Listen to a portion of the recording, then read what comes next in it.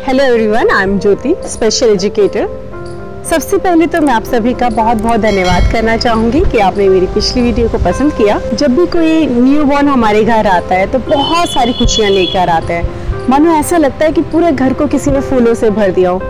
वो बच्चा इतना छोटा और इतना नाजुक होता है कि समझ ही नहीं आता उसको कैसे पकड़ें, कैसे उठाएं, कहीं उसे कोई तकलीफ ना हो जाए और किस प्रकार उसकी केयर करें। ध्यान रहे, माँ की केयर से लेके बच्चे के जन्म के बाद के कुछ सालों तक बच्चे को काफ़ी ज़्यादा प्यार और लगाव की ज़रूरत होती है। वो कहते हैं ना, जैसे कि घर बनाने में एक नींव की ज़रूरत होती है, उसी प्रकार बच्चे के जन्म के बाद के कुछ साल उसकी नींव होती है। तो चलिए बढ़ते हैं आज के टॉपिक की तरफ, बच्चों की केयर कैसे की जाए और किन किन बातों का ख्याल रखा जाए। जब बच्चा जन्म लेता है तो पेरेंट्स का ये जानना बहुत ज़रूरी होता है कि बच्चा जन्म के समय रोया था कि नहीं रोया था और उसका बर्थ के समय कितना वेट था। कई बच्चों का बर्थ के समय जो वेट होता है वो कुछ समय बाद, कुछ दिन बाद देखते हैं तो थोड़ा कम भी हो जाता है, तो इसमें पेरेंट्स घबराए ना। आपको ध्यान इस बात का रखना है कि बच्चा आपका एक्टिव है कि नहीं है, क्या बच्चा फीड अच्छे से ले पा रहा है, यूरिन अच्छे से पास कर रहा है, आपको इस बात का ध्यान रखना है। दूसरी बात कि आप जब बच्चे को वेट कराने लेके जाते हैं तो बच्चे ने उस समय जो कपड़े पहने होते हैं आप उनको एक साइड में रख दीजिए और नेक्स्ट टाइम जब भी आप वेट कराने जाएं तो कोशिश करिए कि वही सेम जो कपड़े आपने पहले पहनाए हुए थे वही पहना के लेके जाएं। तो उससे क्या होता है, एग्जैक्टली बच्चे का पता चलता है कि वेट कितना गेन हुआ है। बच्चे को फीडिंग कराते समय हमेशा बच्चे की गर्दन को संभालते हुए फीड कराना चाहिए। कभी भी उसको जो फीड करा रहे हैं तो हमेशा इस पोस्चर में होना चाहिए बच्चा, यानी कि इसको हम स्लैंटिंग लाइन या 30 डिग्री के आसपास हम बोल सकते हैं। कभी बच्चे को फीड लिटाकर सीधा ना कराएं, क्योंकि आपको जैसे कि पता होगा कि हमारे कान, नाक और मुंह की नली आपस में जुड़ी होती है। तो कई बार जब लिटा के उसको फीड कराते हैं तो मिल्क जो है कान में चला जाता है, जिससे बच्चे को काफ़ी ज़्यादा तकलीफ होती है।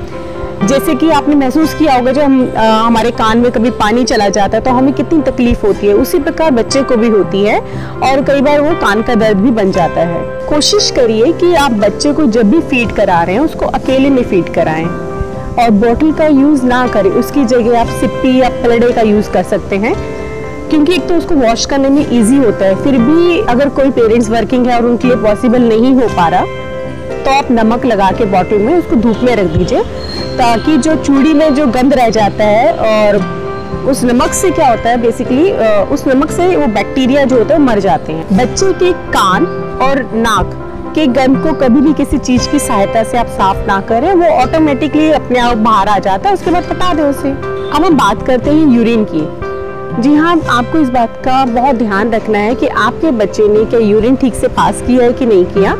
दूसरा कि आप कोशिश करें डायपर का यूज़ ना करें, उसकी जगह आप कॉटन का लंगोट यूज़ कर सकते हैं। फिर भी अगर पॉसिबल नहीं होता तो आप दिन में 3 से 4 बारी तो एटलीस्ट उसका जो डायपर है वो चेंज करें।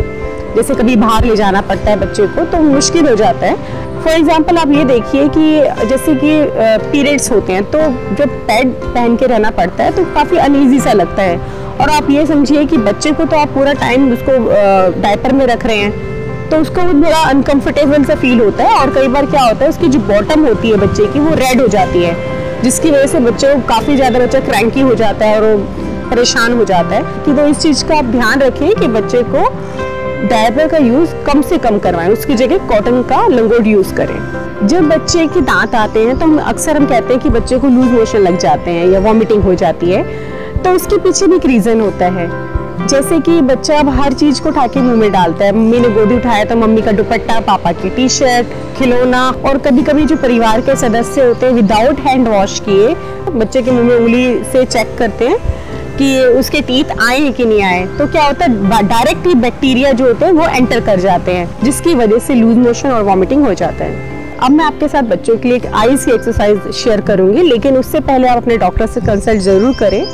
जैसे कि आपने देखा होगा बच्चों की आईज में वाइट डिस्चार्ज जो आता रहता है कभी कभी, तो उसके लिए जो एक्सरसाइज होगी वो क्या करना होगा आपको, ये जो फिंगर है इंडेक्स फिंगर को मैं इजी वे में बताती हूँ कि जैसे कि आईज जहाँ पे हम काजल लगाना शुरू करते हैं उस हिस्से पे रखिए और थंब को दूसरी तरफ। तो हम जैसे यू लिखते हैं ना कॉपी में, उसकी उल्टी डायरेक्शन में आपको करना है। कैसे?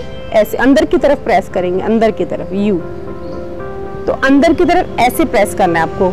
अगर वो बच्चा आपका रोता है एक्सरसाइज करने के बाद, तो इट मीन्स आपने वो एक्सरसाइज सही करी है।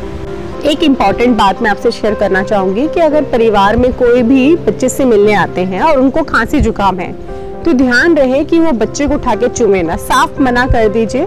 क्योंकि अगर एक बार बच्चे को खांसी जुकाम छिड़ गया तो 8 से 10 दिन से पहले वो ठीक नहीं हो पाता। आखिर में कहना चाहूँगी, बच्चे की केयर करने में कोई भी समस्या आ रही है तो आप जब भी अपने डॉक्टर के पास जाते हैं तो एक पेपर पे आप नोट करके लेके जाइए या फ़ोन पर नोट करके लेके जाइए, क्योंकि उस समय पे आपको ये ध्यान नहीं रहता, फिर बाद में आने के बाद याद आता है कि वो तो हम पूछना भूल ही गए। तो उम्मीद करती हूँ दोस्तों आज की जो वीडियो आपको पसंद आई हो। यदि आपको ये वीडियो पसंद आई है तो इसको लाइक करिएगा और ज़्यादा से ज़्यादा लोगों के साथ इसको शेयर करिएगा, और जिनके घर में अभी न्यूबॉर्न बेबी आए हैं उनके साथ ज़रूर शेयर करिएगा, और मेरे इस चैनल को सब्सक्राइब करना ना भूलिएगा। तो मिलते हैं नेक्स्ट वीडियो में। धन्यवाद।